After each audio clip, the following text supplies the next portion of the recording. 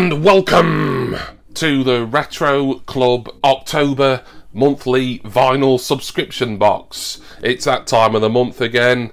You know how it works. I've signed up for a subscription, 3 random mystery records every month. It's normally £29.95 with free UK postage, but of course I get mine on a special discount, and if you want to get that very same discount where you can get 20% off the entirety of your sub, then stay tuned and watch this little bit here. The Retro Vinyl Club is a monthly subscription box where you receive 3 vinyl LPs every month that are handpicked and specially curated to your own personal music taste. Postage is free, and here's how you join the club.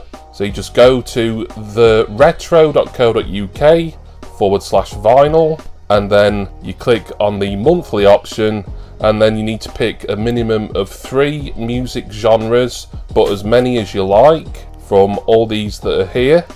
Then when you've picked, press subscribe and you're taken to the payment page. And here's the important bit: make sure in the discount field there you enter the code Jimmy Barnes, and that will get you 20% off your purchase. But that's not all, it will get you 20% off for the life of your subscription to the Retro Vinyl Club. So if you want to make sure that you make this saving that you're seeing on screen right now, then just keep your subscription open. You'll be receiving 3 great records every month, and it will always be at a discount. So don't forget, code Jimmy Barnes at checkout for 20% off at theretro.co.uk/vinyl. Enjoy.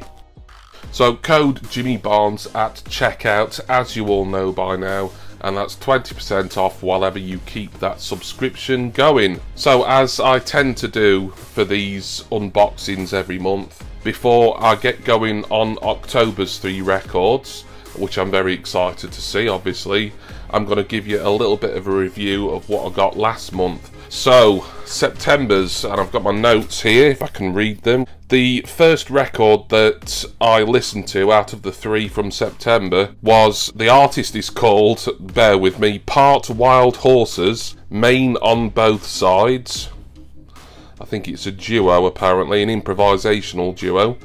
And the record is called Pike/Portent, and it was released originally in 2015. As I say, it's a duo. Kelly Jones, who plays flute, also works the tapes and electronics, and Pascal Nichols, who is on percussion. This album was kind of ambient sounds. It wasn't really music at all, such as running water. There was sort of drone type noises.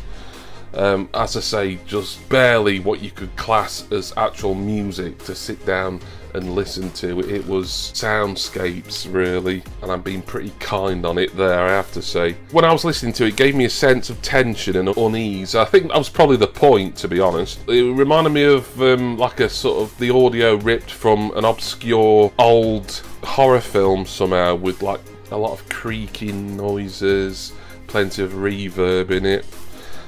There was a fair bit of flute in it at the times. One of the members plays the flute, and it sort of gives a little bit of an oriental feeling to the record at certain points. I mean, it was atmospheric. I'm trying to find some good things to say about this because I did not enjoy it. I don't know if you can tell that. Atmospheric but disconcerting and just very unpleasant to listen to. There's only technically 2 tracks, and it's like side 1, which is Pike, or side B, which is Portent. So I couldn't really pick a best track or favourite track. I had to pick what I thought was the best side of the record, and I didn't enjoy either of them, but I think just by the fact that I felt how to pick one, I picked side A, Pike. I've given this 2 out of 10. Please, Retro, do not send me anything like this again. I really didn't like this at all. I think I've actually scored it up a bit just for the quality of the record sleeve, really. The fact it's sort of a nice minimal design, but the actual record itself, and I've got to judge it mainly by how the record sounds and whether I'm into it or not, and I really wasn't, but I think I'm even being generous at 2 out of 10. This is by far the worst record out of this subscription that I've got. It was terrible. I can't recommend it whatsoever. Right, moving on. Hopefully we did better with the second album that I listened to, which was the rather more familiar Heart of Stone by Cher.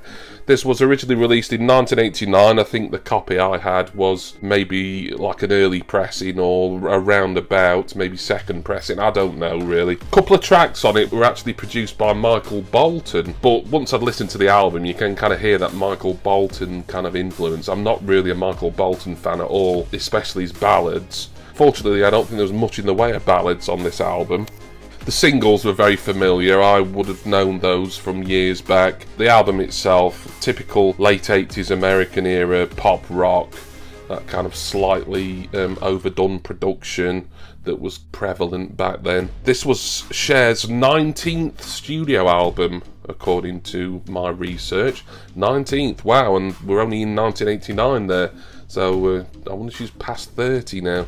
I'm assuming that includes the stuff with Sonny and Cher, but I don't know. The title track, Heart of Stone, that was apparently originally written for Bucks Fizz, which I never realised, as in the Eurovision entrant pop group here in the UK. And it was actually their final charting single, that was, Heart of Stone, presumably before Cher's version ever made it into record shops.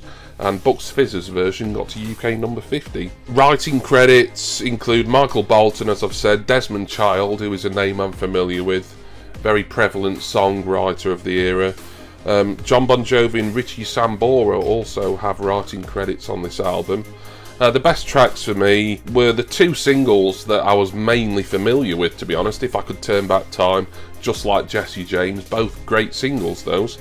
Overall, I gave this 6.5 out of 10. I thought it was above average. Like I say, the singles on it I liked, and the title track, Heart of Stone's pretty good. I think that was a single as well. It was a Bucks Fizz single. I've never heard their version. I have to hold my hands up to that. But the rest of the album, it was just a bit overproduced for me. It wasn't quite as good as I thought it would be. I don't mind Cher, and I've got a Cher Greatest Hits on mini disc, which I think is pretty good, but it does cover quite a wide range of her long career. But 6.5 out of 10, it's worth a listen, but it's not an essential addition to the collection at all. Alright, finally from September was another one along with the first record that I was totally unfamiliar with.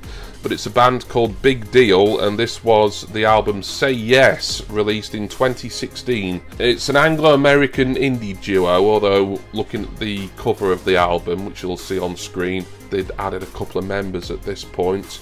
Apparently they supported Depeche Mode on their European tour in 2014. And that made sense to me when I did some more research into them, because they were on Mute Records at that point in 2014 and earlier actually.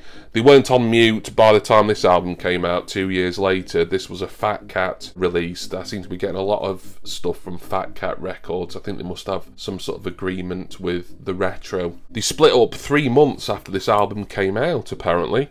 It's melodic indie pop. It's got a dirty, grungy sort of production, which I quite liked. You know, it wasn't too sort of overly sheened and polished, really. There was a bit of grit audio-wise in there. Oh, I didn't make a note of it, but I'll flash it up on screen. I did enjoy the nice blue vinyl record that I got.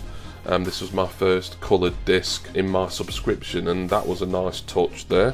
The female vocals, I think, work well. Don't think I've made a note of the female vocalist's name, but I thought she had a pretty good voice. Oh, I did make a note about the blue disc because I gave it an extra half point, but we'll get to that in a sec. My favourite tracks on this album, Say Yes, were Avalanche, the title track, Say Yes, and Lux. And the score, well, this one turned out to be the best album of the three for me. I gave it 7.5 out of 10.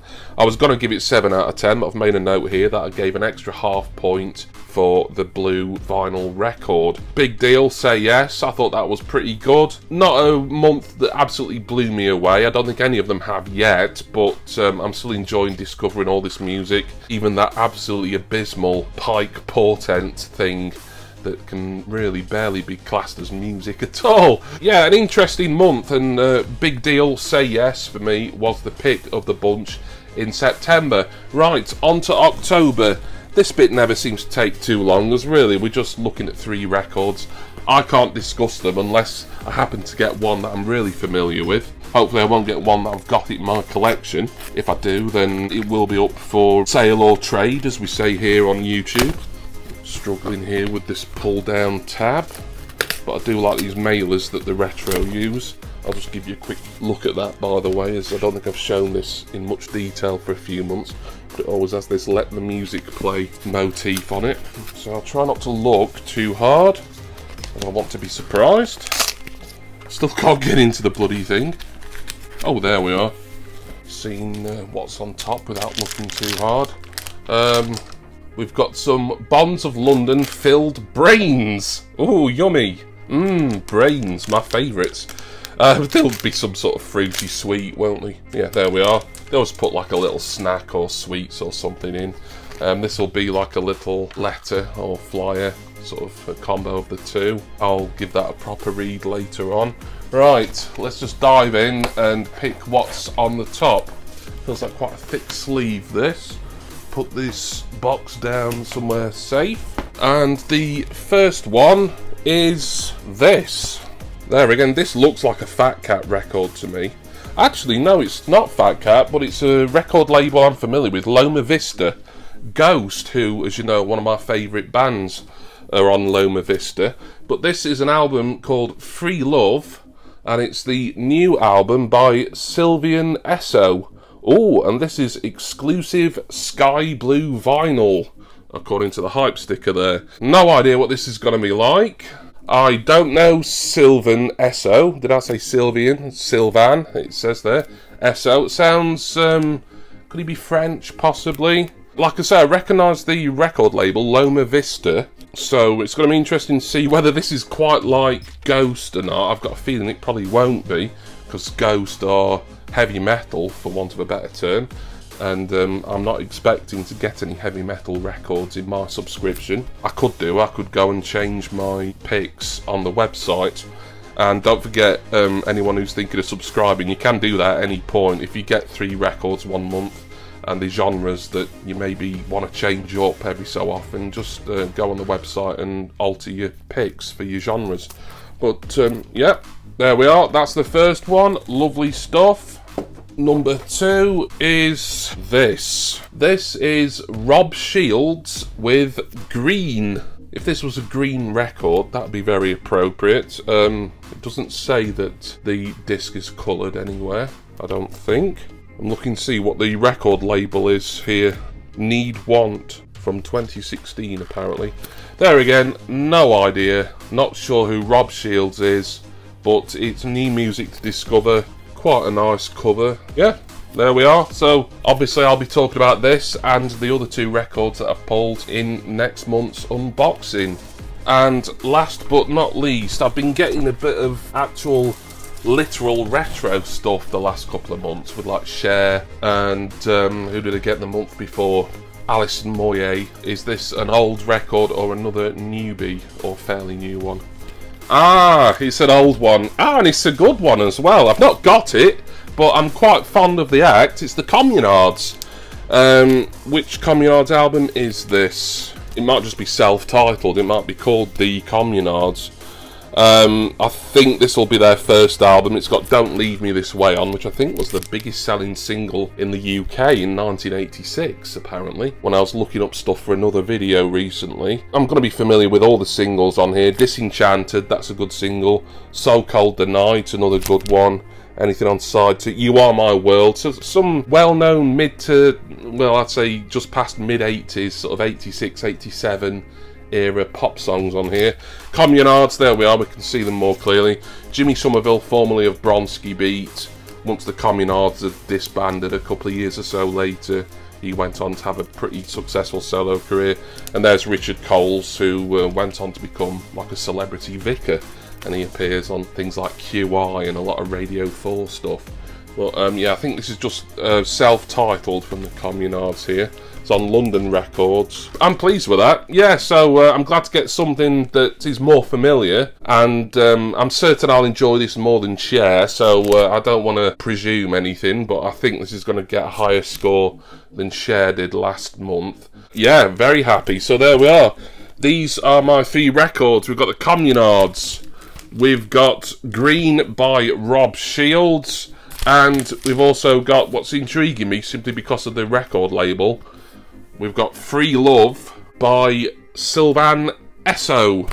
And there we are. That's this month's Retro Vinyl Club unboxing done. Hope you enjoyed it, and I do hope that you join me again next month for November's unboxing, where of course I'll be giving a bit of a review of all three of these records and let you know what kind of month it was overall here in this very exciting subscription. I want to say thank you as always to the Retro, and special thanks go to you, my viewers, subscribers and all my generous patrons. I've got my usual referral links down in the description text box. Also there you will find details, if you missed it earlier, of the code Jimmy Barnes to get 20% off your Retro Vinyl Club subscription should you want one. And you can cancel at any time, of course. Don't forget that. There's no 6-month contract or anything like that. I'm going to go now. Of course, I'm going to listen to my 3 latest and new albums for this month. Not sure which one I'll start with first. It doesn't matter because I'm going to listen to them all.